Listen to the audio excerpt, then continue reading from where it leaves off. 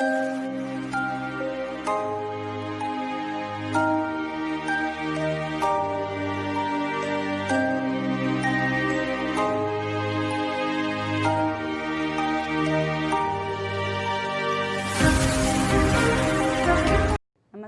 Online class में आपका फिर से स्वागत है। आज हम सप्तमी कक्षा के तीसरे अध्याय के प्रश्नोत्तर पढ़ेंगे। हमारा सबसे पहला प्रश्न है उच्चारणम कुरुत। नीचे संख्या दी हुई है, उनके उच्चारण करने हैं। पहला है विसंति। विसंति यानी 20, त्रिंशतः 30, चत्वारिंशतः 40। द्वाविसंति 22, द्वात्रिंशतः 32, द्विचत्वारिंशतः यानी 42। चतुर्विंशति 24, त्रयत्रिंशतः 33, त्रयश्चत्वारिंशत् 43, पंचविंशति 25, चतुर्त्रिंशत् 34, चतुश्चत्वारिंशत् 44, अष्टविंशति 28, अष्टत्रिंशतः 38, सप्तचत्वारिंशतः 47, नवविंशति 29, नवत्रिंशतः 39, पंचाशतः 50। ये अपना पहला क्वेश्चन था। जो संस्कृत में गिनती है उनके हिंदी अनुवाद इस प्रकार थे। आगे नंबर 2 पे एक प्रश्न है अधोलिखितानां प्रश्नानामुत्तराणि लिखत। पहला प्रश्न है कस्य भवने सुख सर्वविधानि सुख साधनानि आसन। किसके घर में सभी प्रकार के सुख साधन थे? तो किसके घर में थे? श्रीकंठ से। श्रीकंठ के घर में सभी प्रकार के सुख साधन थे। तो कस्य के स्थान पर आएगा श्रीकंठ से। आगे नंबर 2 पे क्वेश्चन है कस्य गृह को अपि भृत्य नास्ति। किसके घर पर कोई भी नौकर नहीं था? किसके घर पे नहीं था? कृष्णमूर्ति गृह। कृष्णमूर्ति के घर पर कोई भी नौकर नहीं था। तो कस्य के स्थान पर इसमें भी आएगा कृष्णमूर्ति गृह। आगे नंबर 3 पे क्वेश्चन है श्रीकंठस्य आतिथ्यम के अकुर्वन्। श्रीकंठ का अतिथि सत्कार किसने किया? किन्होंने किया? के इसमें बहुवचन है किया। तो इनका अतिथि सत्कार किन्होंने किया? श्रीकंठ का अतिथि सत्कार कृष्णमूर्ति तस्य माता पिता चे। कृष्णमूर्ति और उसके माता पिता ने उसका अतिथि सत्कार किया। तो इसका आंसर होगा कृष्णमूर्ति तस्य माता पिता च। आगे नंबर 4 पे क्वेश्चन है सर्वदा कुत्र सुखम। सर्वदा यानी हमेशा, कुत्र यानी कहाँ, सुखम यानी सुख। हमेशा कहाँ पर सुख होता है? स्वावलंबन। स्वावलंबन में ही हमेशा सुख होता है, क्योंकि स्वावलंबी व्यक्ति कभी भी दुख का अनुभव नहीं करता, वो अपना कार्य स्वयं करता है। आगे नंबर 5 पे क्वेश्चन है श्रीकंठ कृष्णमूर्ति गृहम कदा अगच्छत। श्रीकंठ कृष्णमूर्ति के घर पर कब जाते हैं? कदा यानी कब, कितने बजे जाते हैं? प्रातः 9 वादने, सुबह 9 बजे। आगे नंबर 5 पे क्वेश्चन है कृष्णमूर्ति कति कर्मकरा संति। कृष्णमूर्ति के कितने नौकर होते हैं? कर्मकरा यानी नौकर कितने होते हैं? अष्टो। अष्टो यानी 8। नंबर 3 पे आगे क्वेश्चन है अपना चित्राणि गणयित्वा तदम संख्यावाचक शब्दम लिखत। चित्रों को गिनकर उनके संख्यावाची शब्द लिखने हैं। पहला चित्र है, इसमें अपन को क्या दिखाई दे रहे हैं? घड़े। घड़ा को संस्कृत में कहते हैं घटम। कितने घड़े हैं गिन के बताने हैं। तो 1 2 3 4 5 6। 6 से इसको 3 से गुणा करने पर 3 पंक्ति है, तो 6 और 3 कितने होते हैं? 6 × 3 18। तो 18 घड़े हैं, तो घड़े को कहेंगे घट, और बहुवचन है तो होगा इसका घटानी, और 18 को संस्कृत में कहते हैं अष्टादश। तो खालिस्तान में आएगा अष्टादश घटानी। आगे नंबर 2 पे चित्र है आम का। कितने आम हैं? पंक्ति से गिनने 1 2 3 4 5 6 7। 7 को 3 से गुणा करने पर आते हैं 21। तो इसके खालिस्तान पे आएगा एकविंशति आम्राणी। आगे नंबर 3 पे चित्र है वो इसका है कंदुक यानी गेंद। कितनी गेंदें हैं? तो इनको गिनने पर पहली पंक्ति में कितनी है? 1 2 3 4 5 पंक्तियाँ कितनी हैं? 3। 5 को 3 से गुणा करने पे कितनी गेंदें होंगी? 15। 15 को संस्कृत में कहते हैं पंचदशय और गेंद को कहते हैं कंदुक। बहुवचन है इसलिए आएगा कंदुकानी। आगे है मोमबत्तियाँ। मोमबत्ती को कहते हैं सिक्तवर्तिका। और कितनी है? इनकी पहली पंक्ति में संख्या गिनो। 1 2 3 4 5 6 7 8 9 10 11 12। 12 को 3 से गुणा करने पे कितने आएंगे? 36। 12 × 3 12 3 36। तो 36 को संस्कृत में कहते हैं षट त्रिंशत। और मोमबत्तियाँ बहुत सारी है तो सिक्तवर्ती काणी। आगे नंबर 5 पे चित्र है, किसका है? कैंची का।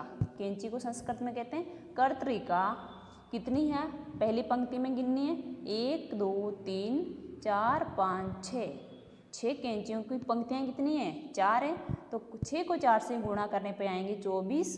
24 को संस्कृत में कहते हैं चतुर्विंशति। और कैंची को कहते हैं कर्तरिकाहा। बहुवचन है। आगे हैं पत्ते। कितने पत्ते हैं? पहली पंक्ति के हिसाब से गिनो। 1 2 3 4 5 6 7 8 9 10 11। 11 में कितनी पंक्तियाँ हैं? 3। 11 को 3 से गुणा करने पर होगी 33। तो 33 को संस्कृत में कहते हैं त्रयस्त्रिंशत् पत्राणि।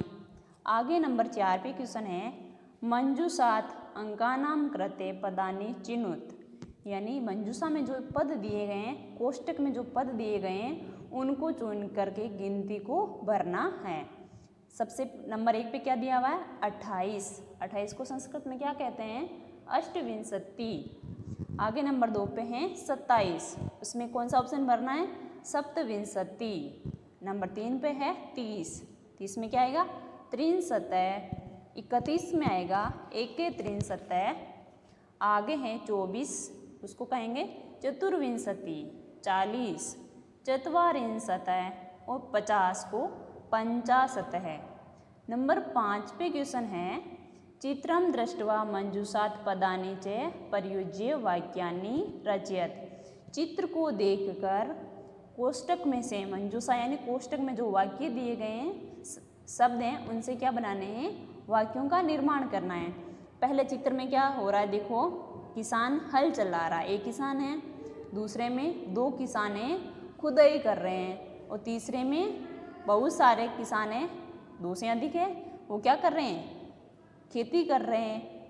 तो इसमें देखो अनाज रोप रहे हैं। तो पहला वाक्य क्या बनेगा? इनका अर्थ देखते हैं। ऐसे यानी ये है, ये तो यानी ये दोनों, और एते यानी ये सब। फिर उसके बाद में पहला होगा, पहला किसान एक है, एक वचन के लिए। ऐसे कृषक क्षेत्रम कृषति। यह किसान खेती करता है। पहला वाक्य यही होगा ना, खेती कर रहा है। ऐसे कृषक है क्षेत्रम कृषति। यह एक किसान खेती कर रहा है। दूसरा वाक्य होगा एतो कृषको खनन कार्यम कुरुते। कितने किसान हैं? एतो यानी ये दोनों किसान खनन कार्य, खुदाई का कार्य कर रहे हैं। और नंबर 3 पे जो वाक्य बनेगा होगा बहुवचन। एते यानी बहुत सारे। एते कृषका, ये सारे किसान धान्यम रोपयंती, अनाज को उगा रहे हैं, अनाज का रोपण कर रहे हैं। नंबर 6 पे क्वेश्चन है अधोलिखितानां समयवाचकानां अंकान पदेषु लिखते। यथा यानी जिस प्रकार, सबसे पहले देखो कितने बजे हैं इसमें? 10:30। 10:30 को क्या कहते हैं? सार्ध-10 वादनम। इसी प्रकार आगे बजे हैं 5। 5 लिखे हुए गणित में, संस्कृत में बताने कि कितने बजे हैं, तो 5 को कहेंगे पंचवादनम। 7 हैं तो उसको कहेंगे सप्तवादनम। 3:30 यानी 3:30 को कहेंगे सार्ध-त्रिवादनम। 2:30 यानी 2:30 बजे को कहेंगे सार्ध-द्विवादनम। 9 बजने को कहेंगे नववादनम। 11 को कहेंगे एकादश वादनम।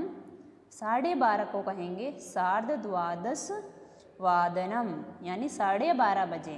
4:30 को कहेंगे सार्ध-चतुर्वादनम। 8 बजने को कहेंगे अष्टवादनम, 1:30 बजने 1:30 यानी सार्ध एकवादनम, 7:30 को कहेंगे सार्ध सप्तवादनम। ये अपने गणित को संस्कृत में बताने हैं कि कितने बजे हैं। आगे अगला क्वेश्चन है मंजूषात् पदानि चित्वा रिक्त स्थानानि पूरयत। कोष्टक में दिए गए शब्दों को रिक्त स्थान में भरने हैं। पहला है ऋतवः भवन्ति, ऋतुएं होती है। तो कितनी ऋतुएं होती है? 6 होती है। तो पहले में खाली स्थान में आएगा षड यानी 6 ऋतुएं होती है। नंबर 2 पे है मासा भवन्ति, महीने कितने होते हैं? 12 होते हैं। 12 को संस्कृत में क्या कहेंगे? द्वादश। नंबर 3 पे है एकस्मिन् मासे, एक महीने में अथवा दिवसा भवन्ति, कितने दिन होते हैं? एक महीने में कितने होते हैं? 30 और 31 होते हैं। तो 63 अथवा 1 30 अथवा 31, क्योंकि कभी कभी 31 का भी महीना आता है ना अंग्रेजी महीनों के हिसाब से। आगे नंबर 4 पे है फरवरी मासे सामान्यतः, फरवरी महीने में सामान्यतः कितने दिन होते हैं? 28। 28 को संस्कृत में कहेंगे अष्टविंशति दिनानि भवन्ति। आगे नंबर 5 पे है मम शरीरे, मेरे शरीर में हस्तोस्ते, अपने हाथ कितने होते हैं? सबके हाथ 2 ही होते हैं। तो 2 यानी 2। आगे का जो क्रियाकलाप है इसमें दिए गए हैं कि भारतीय वर्षानुसार मासानाम ऋतूनाम चे नामानि, भारतीय महीनों के नाम और उन ऋतुओं के नाम दे रखे हैं। तो पहला है चैत्र वैशाख, इसमें कौन सी ऋतु होती है? वसंत ऋतु। ज्येष्ठ और आषाढ़ में होती है ग्रीष्म ऋतु। श्रावण और भाद्रपद में होती है वर्षा ऋतु। आश्विन कार्तिक में होती है शरद ऋतु। मार्गशीर्ष और पौष में होती है हेमंत ऋतु। माघ और फाल्गुन में होती है शिशिर ऋतु। तो इस प्रकार इन सभी क्वेश्चन आंसर को अभ्यास पुस्तिका में करके अच्छे से याद करना है। धन्यवाद।